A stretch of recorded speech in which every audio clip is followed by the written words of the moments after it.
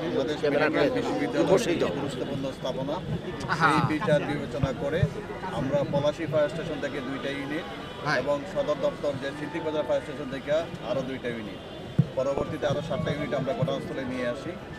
Palashi fire station আর সিদ্দিকবাজার একই সাথে ঘটনাস্থলে উপস্থিত হয়। 4তলায় গিয়ে দেখে আমাদের ফায়ার ফাইটাররা 4তলার যে সিলিং আছে সেই সিলিংয়ের উপরে প্রচণ্ড সাথে সাথে আমাদের লোকজন দ্রুততার সময় ভিতরে 10 থেকে 12 মিনিটের ভিতরে আগুনটাকে নিয়ে আসে এবং ধোঁয়াটাকে সরাতে পারে। কিন্তু দেখা গেছিল যে ফায়ার এক্সটিংগুইশারটা কিন্তু তারা ব্যবহার করছিল, কিন্তু যেহেতু সিলিংয়ের উপরে যেহেতু আগুন, যার কারণে আগুনের যে উৎপত্তিস্থল ছিল সেই উৎপত্তিস্থলে সেই ফায়ার এক্সটিংগুইশার ব্যবহার করা সম্ভব হয় না। প্রচণ্ড ফায়ার এক্সটিংগুইশার যেটা ব্যবহার করা হয়েছে, যার কারণে পাউডারগুলো এলোমেলো অবস্থায় উঠতেছিল।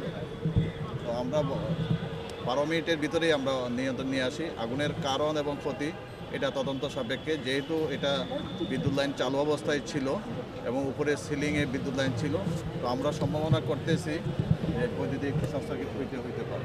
ওই অর্ধেকটা যে খালি হয়ে যায়, যেটা ডেট এক্সপায়ারি হয়ে যায়, সেগুলো দিয়েই কিন্তু আমরা আমাদের কর্মচারীদের আনসার বাহিনীদেরকে এখানে ট্রেনিং দেওয়া হয়। আমি কিন্তু একটু আগে বলেছিলাম যে ফায়ার বাহিনী ব্রিগেডের যে তাদের যে ফায়ার সার্ভিস যে তাদের যে ট্রেনিংটা আজকে আমরা প্রমাণ পেয়েছি this is absolutely up to the mark.